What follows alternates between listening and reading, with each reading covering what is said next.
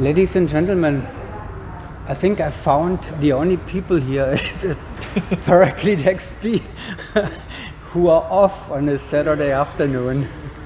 Cheers. Not doing 8-way. Cheers. Cheers. We're drinking orange juice, of course. Grape juice. Grape. Purple. Mine's bread in a can. All right, so we all don't have to fly any longer, work any longer. Well, I'll do some probably. Christopher Kuhlmann and Joey Marshall,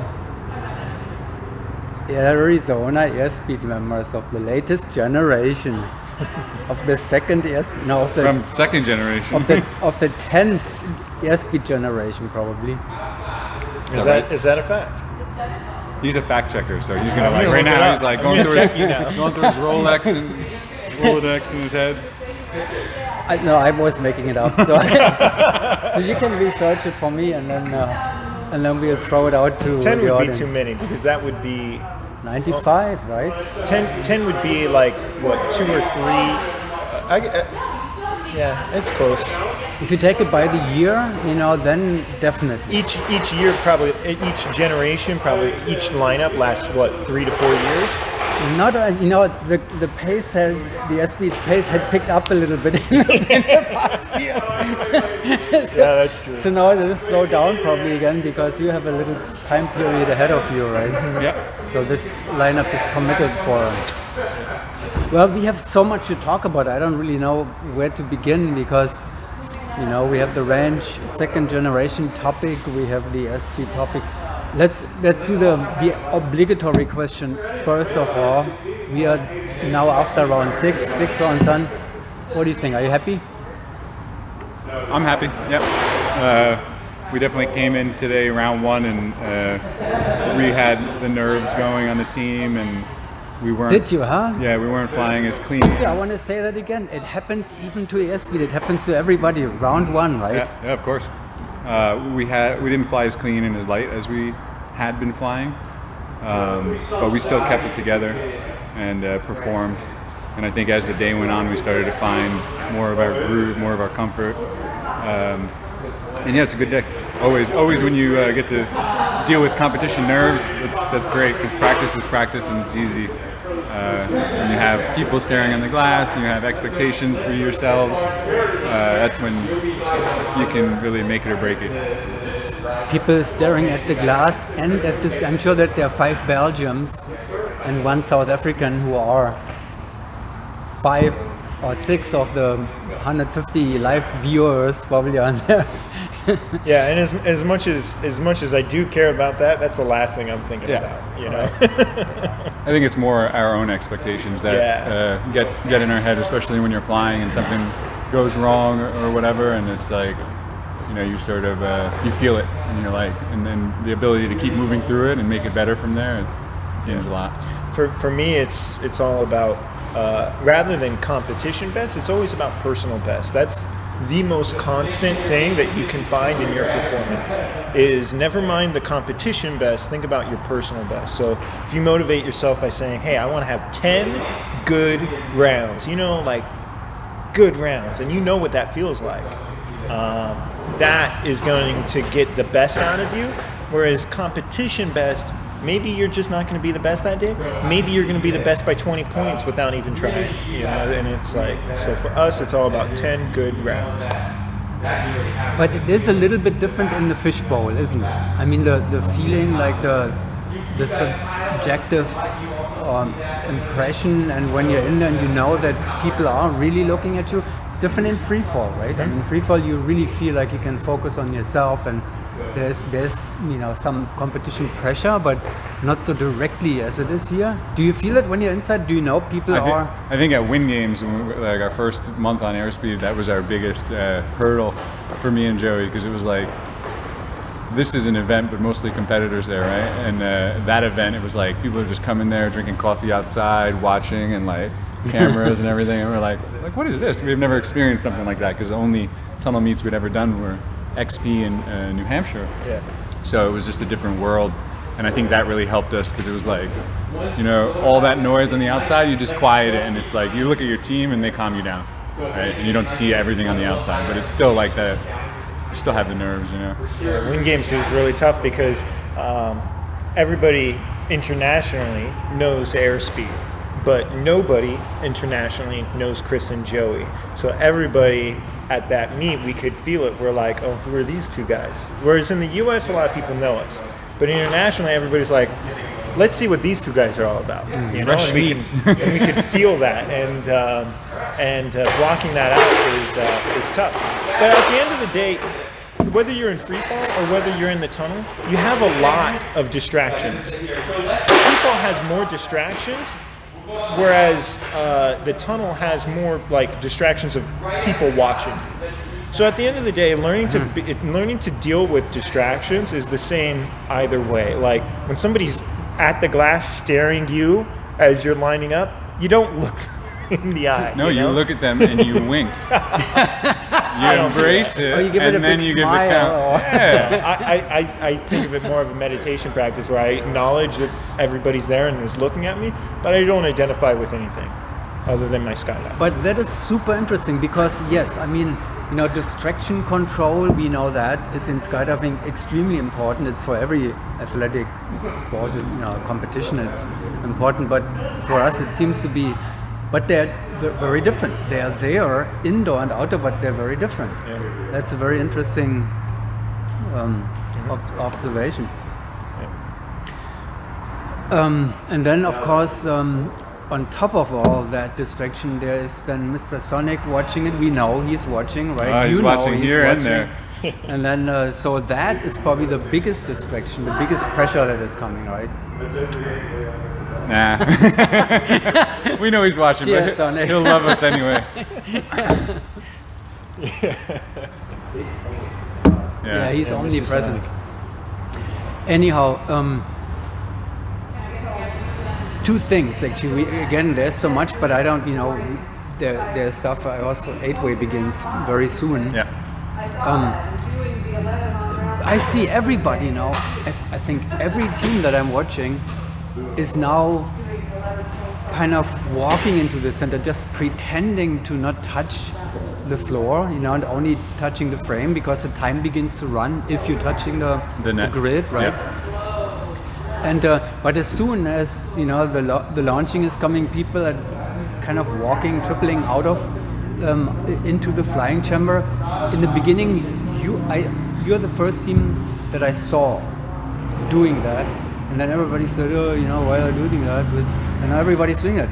So why are you doing it? Actually, let's talk about this because everybody's copying it So it's now. not everybody taking a step. So like if you imagine like the way that we take in like a formation where the axis is long between the person that's in the chamber and the person that's in the tunnel, right? This person that's coming, that's sort of leading the entrance, has to make a lot of space for that person to come in. So by taking a step, we're sort of killing that momentum off, right? If I just lay down and I'm having this momentum now and I'm laying on the air, I'm going to continue to drift across the tunnel. But if I can sort of take a step, prolong as I sort of lay down on the air, that other person's laying on the air, we can sort of kill the momentum. And if this is the tunnel, we can stop somewhere along the midline, like the middle of it, rather than drifting all the way across the tunnel to then start the block. So the faster, I mean, it's the same thing out of an airplane. Like we don't want to come out of the airplane and go this way. We want to be right outside the door and sort of be like a fly on a paper, you know? I don't know if I know that we didn't invent it, like our lineup, because Nick was the one that started telling us to take a step. So it must have been previous airspeed lineups, and they may have gotten it from somebody else. Yeah, I'm talking about the airspeed. Yeah. The previous Yeah. lineups Yeah. probably, but So and like Chris was saying, it's taking a step. It's not walking in the tunnel. Yeah. You will And it's never not take- everybody taking a step. Yeah. It's like one person needs to take a step. If they don't have grips on them, you know, if Joey's holding my leg and I'm taking a step with that leg, now he's like, yeah.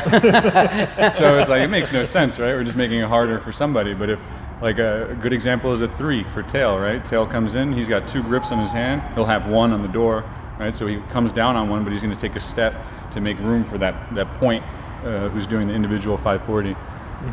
And yeah.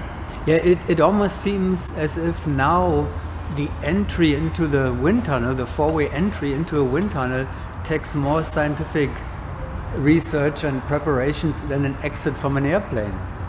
What do you think if you compare that? Is it more to work? 50-50. I think that exits out of an airplane are way more complicated. Yeah. There are some principles in exits or entrances in a tunnel that you have to understand.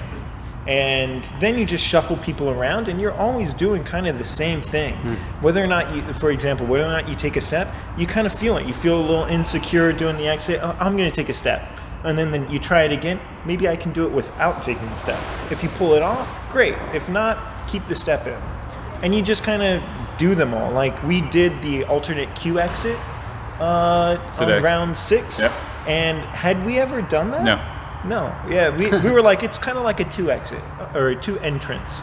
And I felt super confident with it. And eventually the whole team did as well. And we just kind of did it. Whereas if it was an exit out of an airplane, we'd have to do a lot of reps with it. And you also have like in the tunnel you have just the air, right? In the aircraft you have does the pilot give you what you need? You know, you still at full throttle. True, yeah. You know, you're like is the plane. Is it the same pilot? Or Yeah. So there's so many different things. If one person in the door is taking 2 inches more space in a different direction, everything looks off, right? But it's sort of like in the tunnel, it's...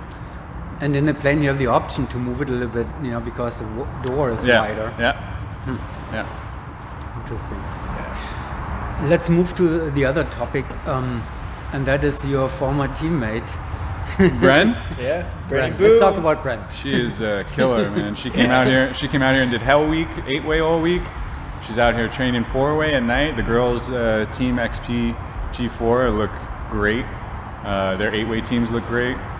And me and Joey, I know, are Bren's like biggest fans, and we're super happy that the girls got Bren on board. And I mean, when we lost her on R2G, we were like, oh, you know, but you felt like that. Yeah, but she was going to school and doing a whole bunch of life things. You know, she was still young, and then she found her way back into it, you know, at the right time.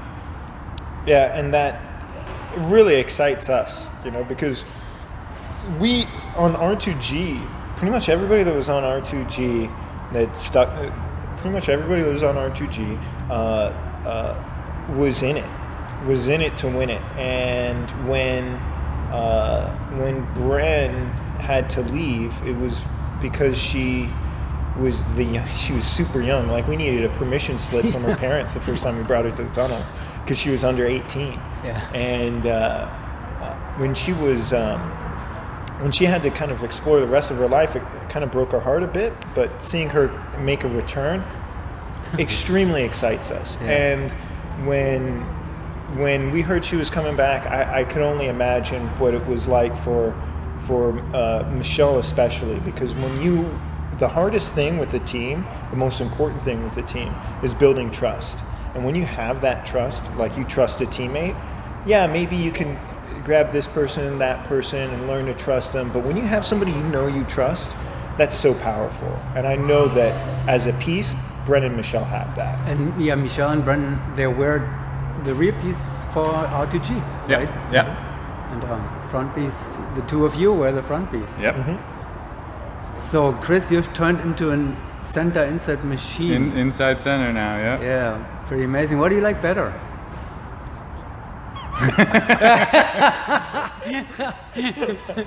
I like outside center better. Is more moving, or? I think it's the exits. I enjoy the exits. They're just more fun. You know, you're outside the plane. The inside center is like, I mean, I know a lot sort of goes off of the inside center, but meatballing it out and then coming and flying every time, it's sort of like, okay. I mean, some of the exits are challenging, but I think all the muscle memory that I had was obviously for the front piece, and then coming on airspeed and changing that all up, it was like relearning. And I'm super fortunate and happy that I did that, because now I can see 4-way from a little bit higher up.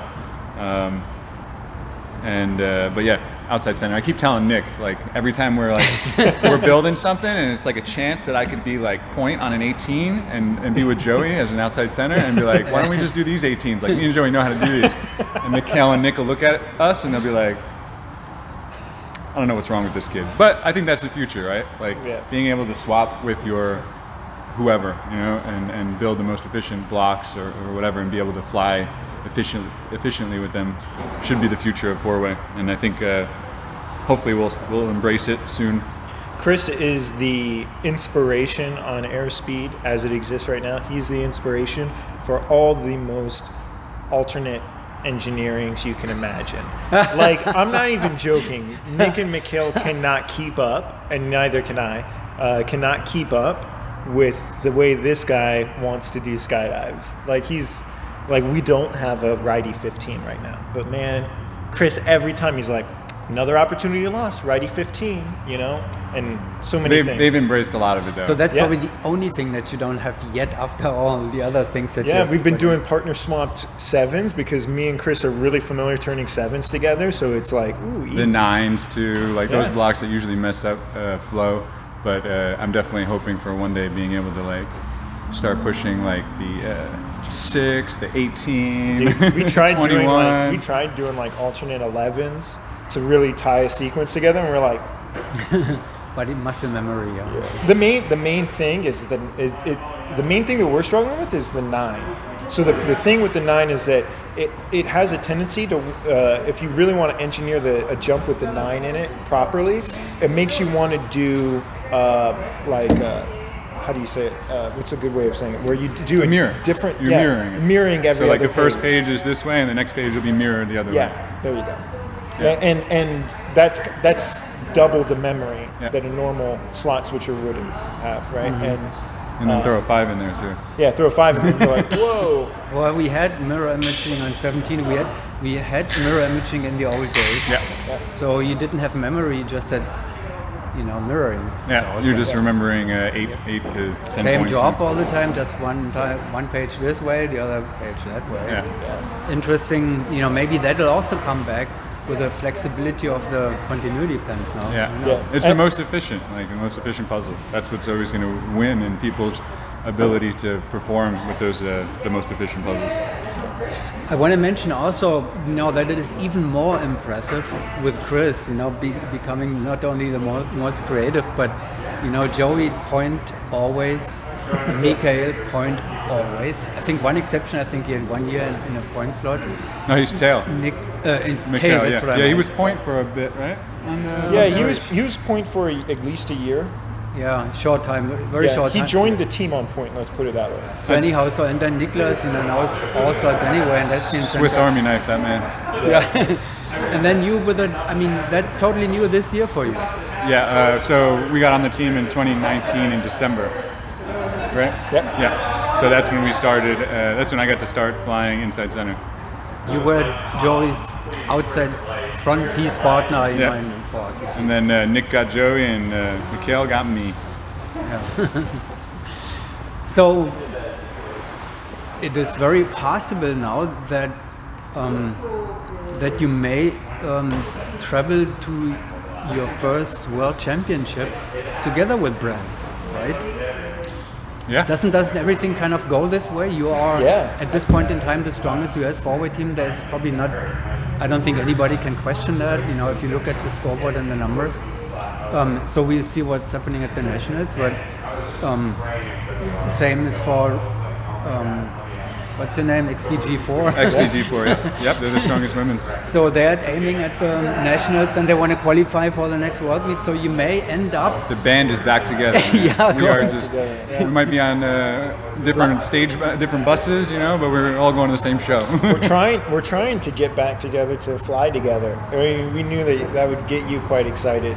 Maybe if we all end up in the same place at the same time, we'll do an old school R2G cloud league. I'm waiting for it. Do we have to have the white helmets again? Because I got rid of mine.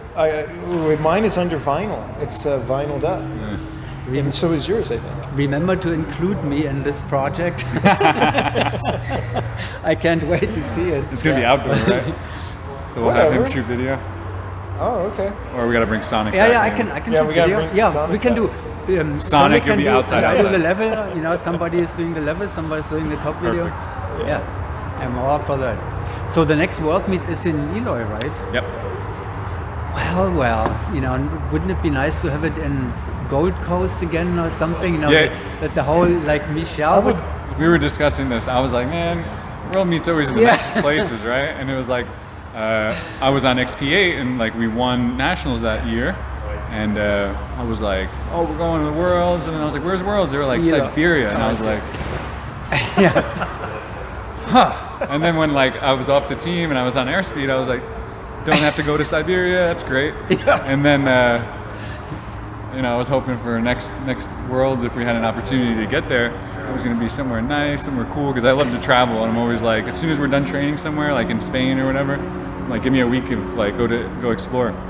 And then they're like, yeah, it's in Arizona, and I'm like, Well, there's always, first off, there's a huge benefit to having a home field advantage. oh yeah, Huge benefit. But at the same time, yeah, you kind of want to have this feeling of like going on the adventure. road, going on an adventure, and bringing home the oddly sore type Yeah, of thing. absolutely. Yeah. I mean, first off, you can't think of a better place to run a Mondial. Is it a Mondial? I believe it is. yeah. Skydive Arizona is Yeah, like, Skydive Arizona is gonna. It's like Guaranteed. they've got it figured out. Yeah. So it's gonna be a great Mondial. all of everything they've run is. Yeah. I hate to Seamless. say that though, but I have to say you are missing out, you know, because Siberia sounds like Siberia and concentration camps or whatever. No, it's a beautiful drop zone in a beautiful area. Yeah. So unfortunately, you know, you're not going to see it, but it wouldn't be fair to say that. No, Siberia, it's a beauty. I mean, it's one of the best, most modern, cleanest, sophisticated drop zones I've ever seen in my life. I was just looking at the travel time originally. When we won Oh. nationals, they were like, yeah, we're going to fly to Moscow and then take a 20-hour train ride. And I was like, Oh, that would be a great thing to do. Go from Moscow by train. by train? Yeah, I would do that. I was excited to go, but I'm not going, so, you know, it's all good. Well, let's knock on wood that it's going to happen. Yeah. You know, we'll see about that. But all right, I think I don't want to dig any deeper because we could do that for hours probably, especially over beer. So let's leave the audience alone now. Right on. Cheers to the Thanks, audience. guys. Cheers, Thank guys. you. Thank you for taking the time and Thank you for everything luck. you do. Looks marvelous. Thank you.